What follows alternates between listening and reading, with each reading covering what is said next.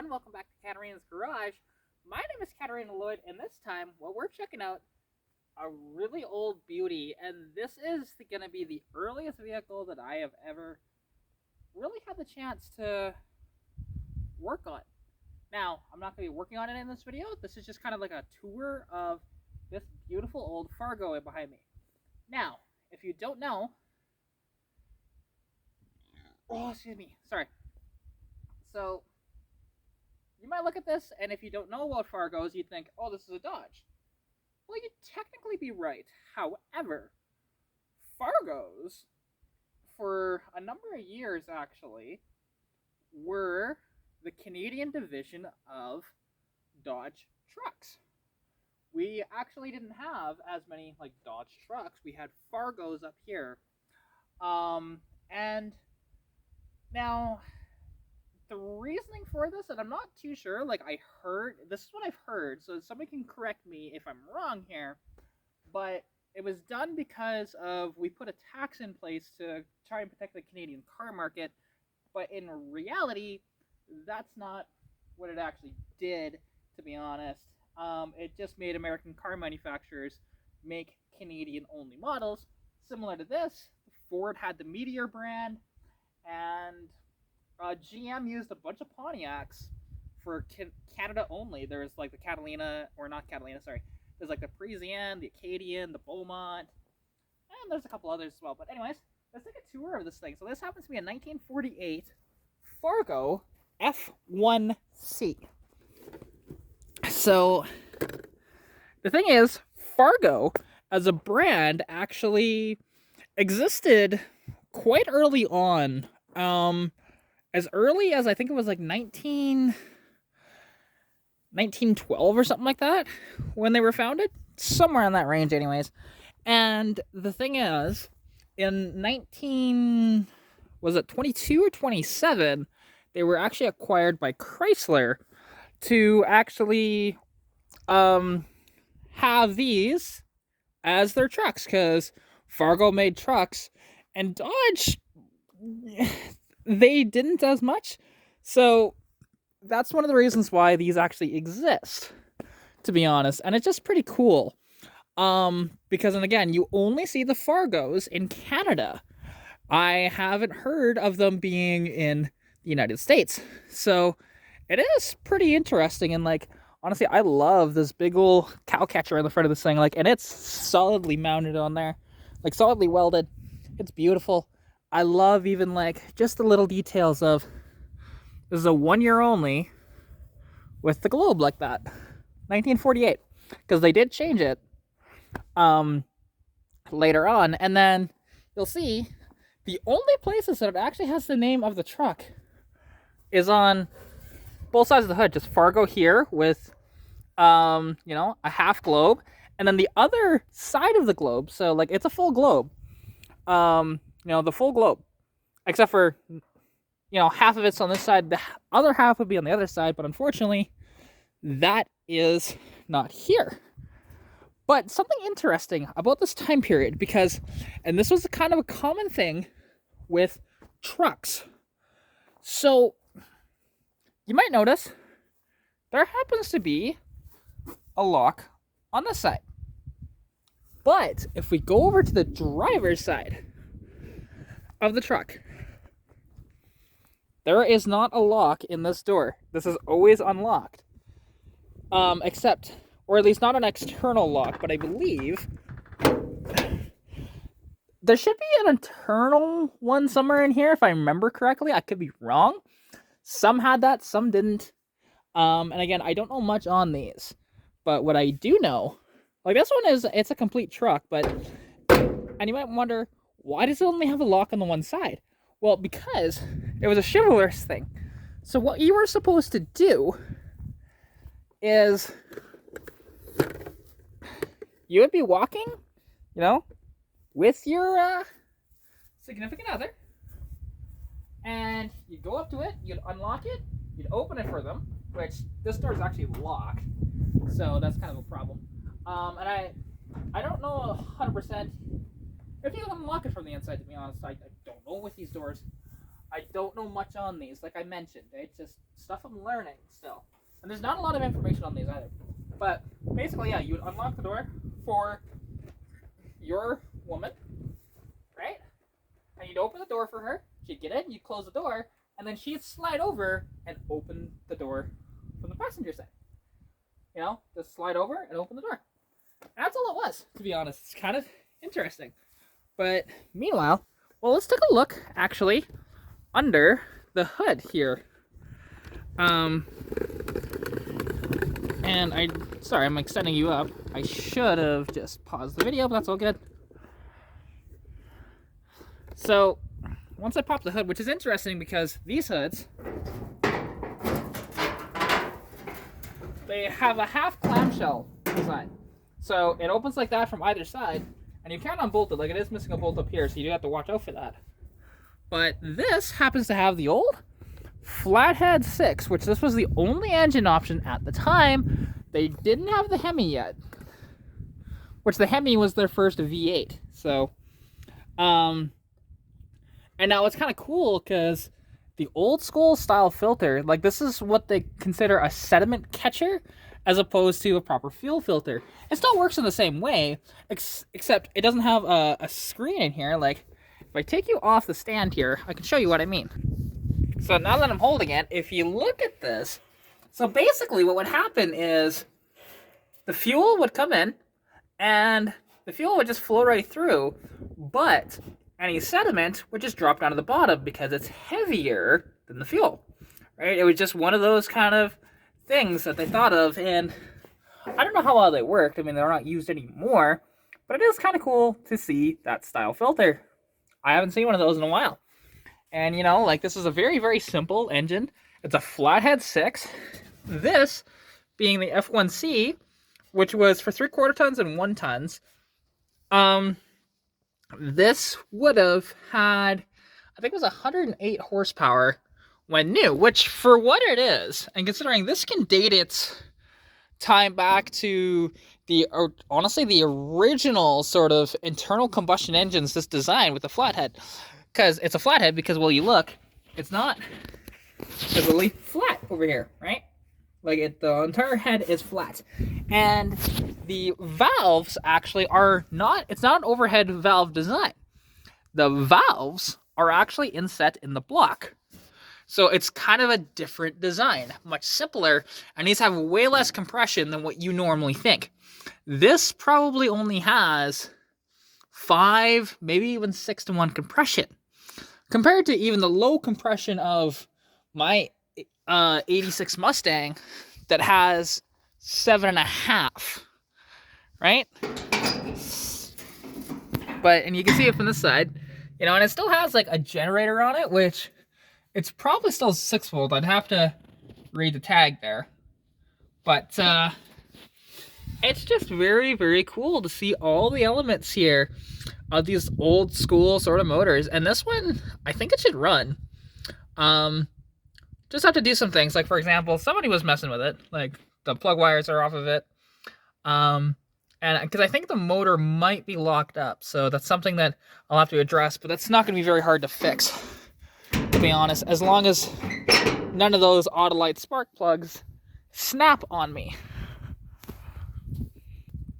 And so, yeah, honestly, that is this thing. Although, actually, let me show you the interior here, to be honest, because just about the end of the video, then I realized, wait, I did not show off the interior yet.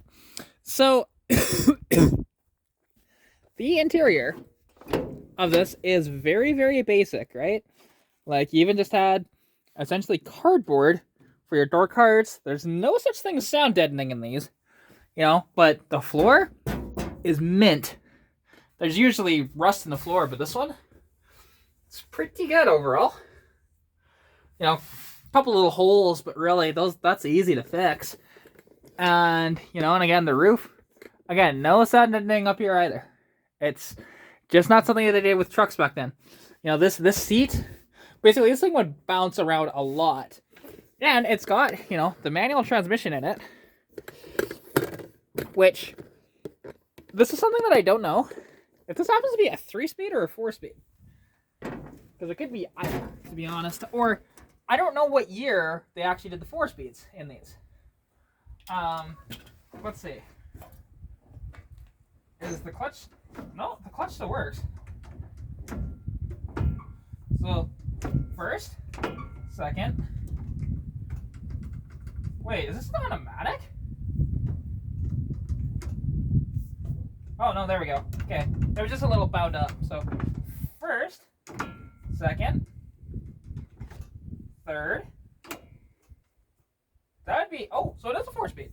And then reverse is probably... Okay, it's all the way to the right and down for reverse. So that's kind of cool. And it's cool that the clutch still works. And it just has this simple handbrake over here. That actually would hold the truck in place if you didn't just have it in gear. So very, very cool. And now this, it doesn't have, obviously, the steering column is not a locking steering column. It is just straight up just basically just a rod that goes through and steers the truck. And you have this big wheel because power steering, that wasn't a thing.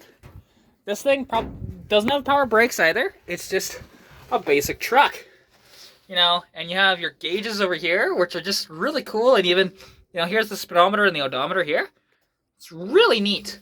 And I love in these old trucks that they labeled everything, right? Absolutely everything. And this has a heater in it, which is cool. No radio. But actually, I don't know what that is. Somebody might have to tell me, what is that?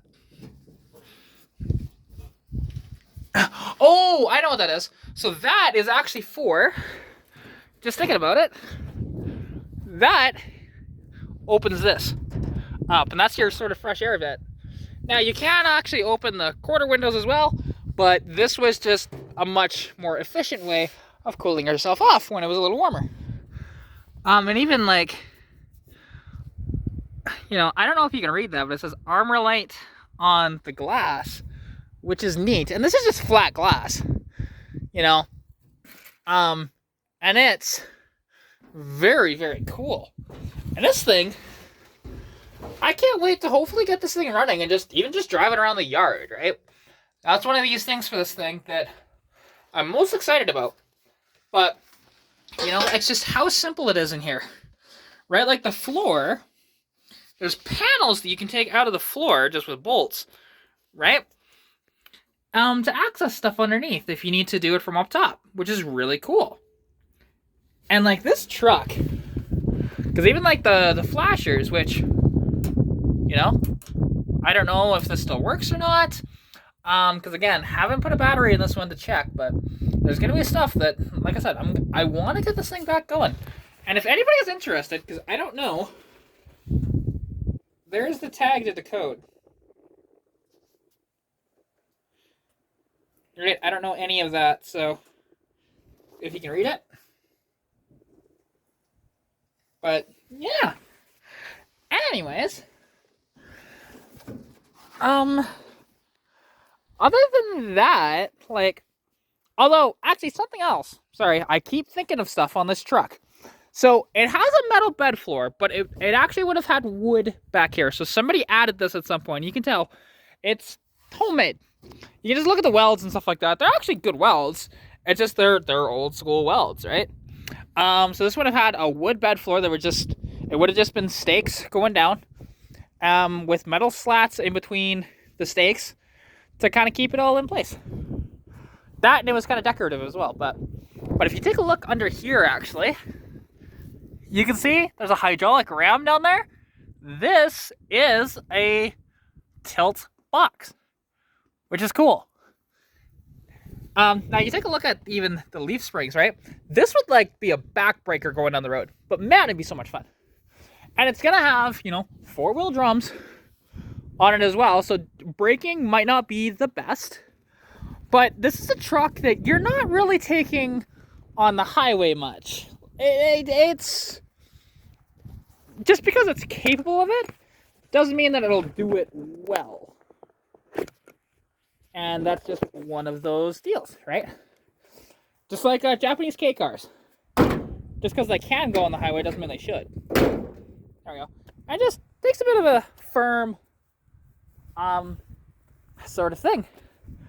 But anyways, and yeah, so something about the history of Fargo, because like I mentioned, you know, it started in the early 1900s, and then Fargo was actually a brand of Chrysler until 1978, when they sold it to, I think it was like Ascar Cars or something like that, which that company went defunct in 2015, and Fargo as a brand never made another vehicle after 1978. In the beginning, Fargo vehicles were unique. They were not Dodges at all, but when it was purchased by Dodge, they just became rebadged Dodges. There wasn't much different between this and an American Dodge pickup. You know, later on, like the tailgates actually, because in the States, they would have had tailgates that were emblazoned Dodge. Well, on these, they were emblazoned Fargo, right? And this, because like, and the only reason why I know it's a 3/4 ton or a 1 ton is because of those wheels. These wheels are a 6 lug. The half tons were a 5 lug, and then the bigger, you know, 1.5, 2 ton, 3 ton, 4 tons, which are different style trucks than this, those would have been probably 8 lugs. So that's kind of how you can tell on a lot of these what they were. Like this has a GVW of 75, like 7,000 or 7,500 pounds. So it's not. That's the one thing with like 1 ton trucks and even 3/4 tons back then. They do not do what half tons can do now. And like I said, this only had 108 horsepower when new. I don't know how much it has now because it's been sitting, and it's, you know, it's coming up on, so 1948, it's 2023, it's coming up on almost 80 years old. So it's in its 70s now, so it's just really cool. And this is not the original mirror. The original mirror is inside, but the original mirror actually attached to the hinge over here. You know, you'd remove this one bolt out of it, and then you put the mirror on and put that bolt back in, which is kind of cool. But yeah, so anyways, I hope you guys did enjoy this video. If you did, please like it, comment, share with your friends. You know the whole spiel. All YouTubers do this because YouTube asks us to do this, which is so funny because we have to remind people to do that stuff. Because yeah, and every little bit helps me to create more content for you guys. So this one's gonna be a fun one, and hopefully, yeah, I'll get to work on it soon. I just got my Mustang back, going again, so that's nice. Had a tail light mishap, which I'll explain in another video. So anyways, love you all. Thank you all so much for watching. If you want to contact me, you can at Katarina's.garage on Instagram or Katarina's Garage on Facebook. As well, follow me on TikTok at Katarina's.garage as well. Anyways, hope you're staying safe during COVID-19. Good luck with whatever you're working on, and I'll catch you in the next video. Bye!